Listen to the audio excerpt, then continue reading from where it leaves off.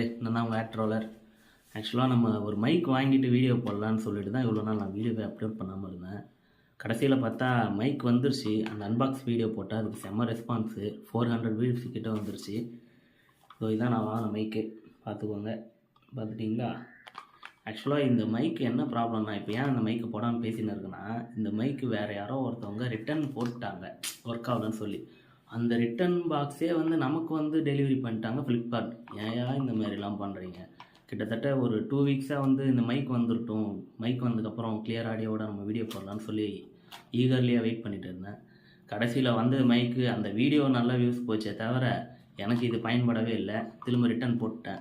திரும்ப இந்த mic return ஆகி நம்ம கைக்கு வந்ததும், ரிட்டன் ப்ராடக்ட் வந்ததுக்கப்புறம் நல்ல வீடியோ எடுத்து போடலாம், கண்டினியூ வீடியோ போகிறதுன்னு முடிவு பண்ணிட்டேன். ஏன்னா அந்த அன்பாக்சிங் வீடியோ 400 வியூஸ் போகணும்னு எதிர்பார்க்கவே இல்லை.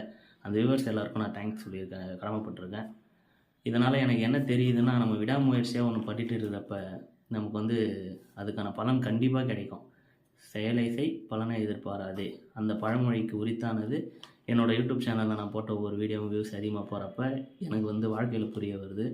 இதேமாரி நீங்களும் காலையிலே எல்லாம் விடாமுயற்சியோடு ட்ரை பண்ணுங்கள். வாழ்க்கையில் கண்டிப்பாக மேலே வரலாம். யார் என்ன சொன்னாலும் கேட்டுக்காதீங்க. நம்ம யூடியூப் சேனல் ஓப்பன் பண்ண புதுசில் எல்லாம் ஃபஸ்ட்டு ஒரு மாதிரி சிரிக்கிற மாதிரி தான் இருந்தது.